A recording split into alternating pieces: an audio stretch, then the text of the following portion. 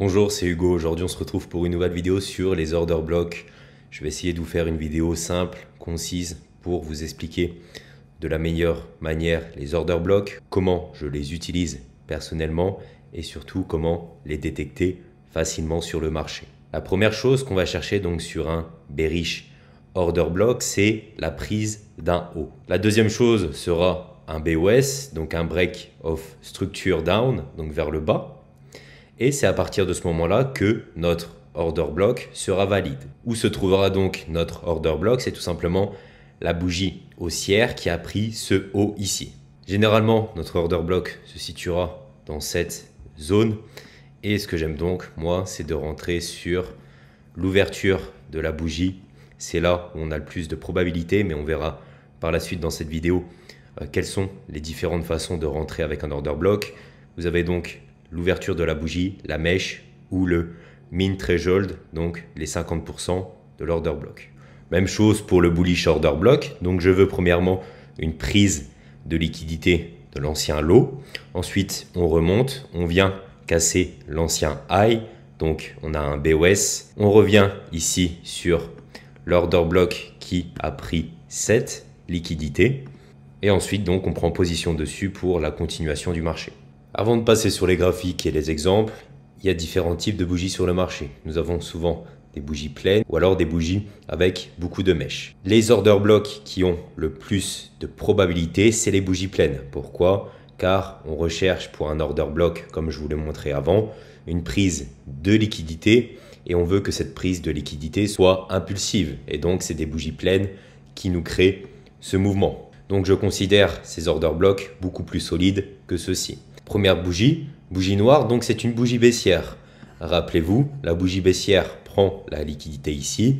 On va donc sur une bougie noire qui nous permettra ensuite de lancer le marché pour la tendance haussière. Je prends donc dans ce cas position sur l'order block en haut du corps de la bougie.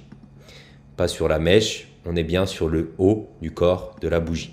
Sur une bougie haussière, donc sur un bearish order block pour continuer la tendance baissière, je me placerai donc sur le bas du corps de la bougie. Pas sur la mèche, on est bien sur le bas du corps. Sur ce type de bougie, on va prioriser donc notre entrée sur le haut de la mèche pour un order block haussier et sur le bas de la mèche pour un order block baissier. Je voulais faire un point aussi sur le min threshold. Donc le min threshold, c'est les 50% du corps de la bougie. Donc déjà, comment on le calcule? On prend Fibonacci, on prend le corps de la bougie et donc vous avez les 0,50 qui sont ici.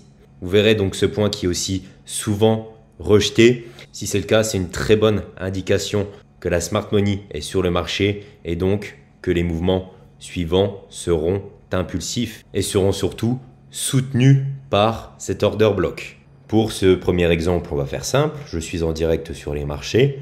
On est sur l'euro USD en 4 heures. Qu'est-ce qu'on peut voir ici? On a une forte impulsion qui prend la liquidité avec une mèche qui va chercher tout ça. Puis après, on a un renversement. On a ici un BOS, un break of structure. Qu'est-ce que je peux faire une fois que ça clôture en dessous? J'ai mon order block ici, je peux placer donc un sell limite. Qu'est-ce que fait le marché? Il revient dans cette OB avant de continuer sa baisse. Donc là, on a un très bel order block où je me positionne donc sur le bas du corps de la bougie. Les order blocks sont utilisables sur toutes les time frames. Si vous êtes scalper en 1 minute, ça peut vous servir de confluence pour rentrer dans un trade. De même que vous êtes swing trader, vous tradez sur du daily, du weekly, etc. Vous pourrez utiliser l'order block comme confluence. Un order block ne doit pas être votre seule et unique prise de position.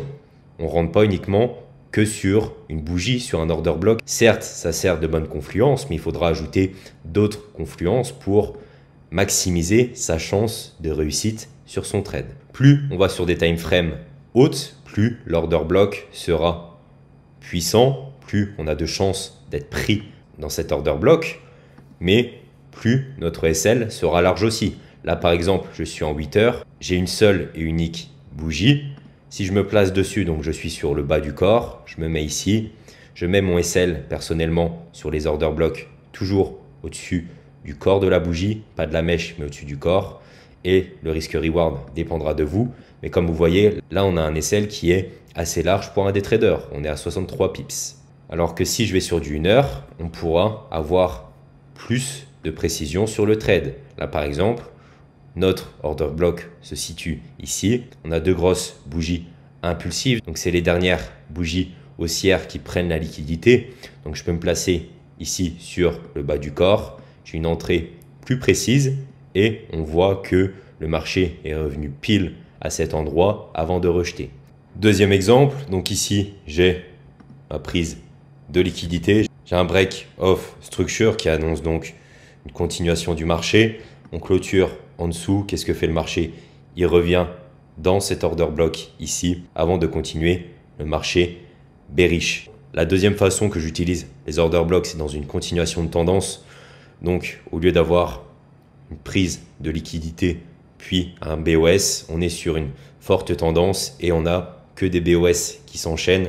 Ce que je m'attends donc, c'est à chaque fois un retour à un order block pour prendre position. Donc là, on est sur le même exemple qu'avant. Donc, on a cassé ce plus bas ici. Je m'attends donc à ce que le marché revienne dans cet order block pour pouvoir prendre position ici et continuer la baisse du marché. Je vous rappelle, sur les order blocks, ma prise de position s'effectue comme ceci.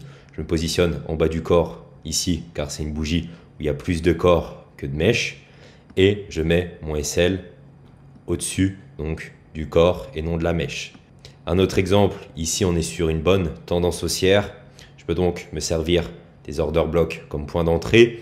On en avait un ici. Comme on voit, le marché n'est pas revenu à cet endroit. Ce qui arrivera, bien sûr, le trading n'est pas une science exacte. Mais comme vous voyez ici, on a eu un break off structure de ce high. À partir de ce moment-là, je peux prendre position sur l'order block ici. Le marché est redescendu sur l'order block, puis a continué sa tendance. Le dernier exemple que je voulais voir avec vous, c'est le min threshold, donc les 50% d'un order block. Donc ici, on a notre order block. Et comme vous voyez, ici, on va prendre Fibonacci et les 50%. Et vous avez un retour pile dans ces 50%. Ce qui annonce donc une présence et un soutien de la smart money pour ensuite continuer fortement cette tendance. J'espère que cette vidéo vous a plu sur les order blocks. J'ai vraiment essayé d'aller à l'essentiel, même si en si peu de temps, c'est assez compliqué. J'ai fait de mon mieux. Donc, faites-moi un retour dans les commentaires. Abonnez-vous à la chaîne. Mettez un like, ça me fera plaisir. Et je vous dis à la prochaine. Salut.